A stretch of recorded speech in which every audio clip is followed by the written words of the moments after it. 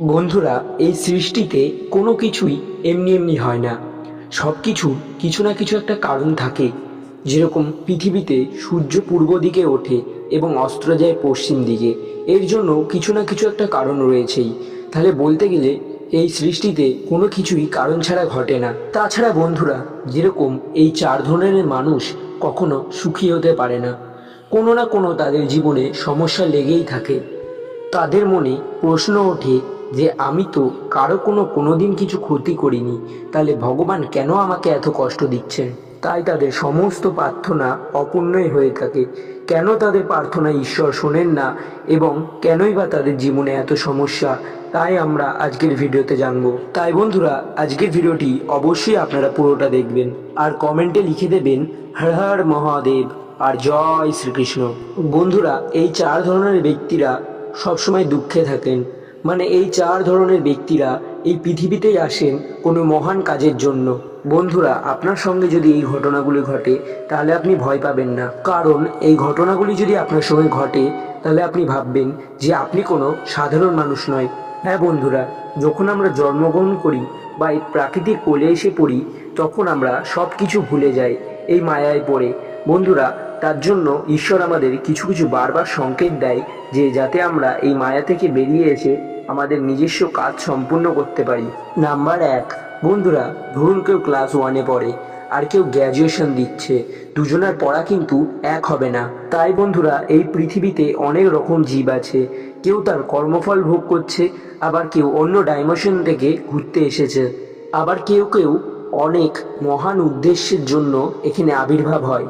কিন্তু দুঃখের বিষয় হলো এটা যে বন্ধুরা, সকলে অন্য আত্মাদের দেখে বা প্রকৃতির মায়ায় পড়ে ভুলে যায় যে সে কি কাজ করতে এসেছে বা সে কে।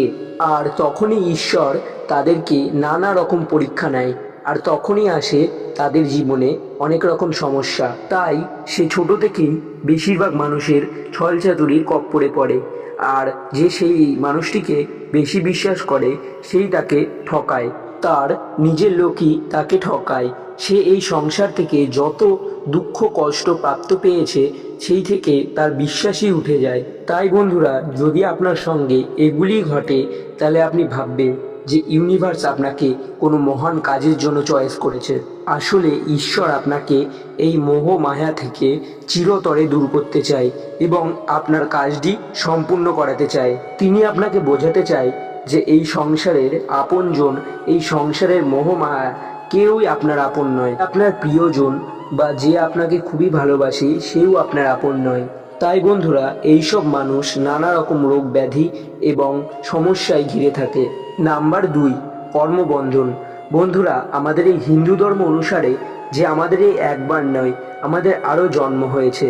আমরা আগের জন্মের কর্মফল অনুযায়ী আমাদের আবার এই জন্মটি পেয়েছি। সুতরাং বন্ধুরা, আমরা যদি আগের জন্মে কোনো পাপ কর্মফল করে থাকি বা কারো মনে দুঃখ দিয়ে থাকি, তাহলে কিন্তু ওই জন্মের ফল আমাদের এখানে পেতেই হবে। এই ফল থেকে এখনো পর্যন্ত কেউ ছাড় পায়নি আর পাবেও না। নাম্বার 3, দেবতাদের ফল।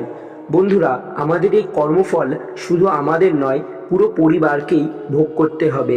মানে আমাদের যদি কোনো পূর্বজ কোনো কর্মফল করে থাকেন তাহলে সেই কর্মফল আমাদেরও ভোগ করতে হবে। যেমন মানত সম্পন্ন না করা, বিভিন্ন মন্দিরের ভুল, এমন কাজের জন্যও কিন্তু বন্ধুরা সমস্যা ভোগ করতে হতে পারে। এমন মানুষরা কিন্তু বন্ধুরা কখনো উন্নতি করতে পারে না।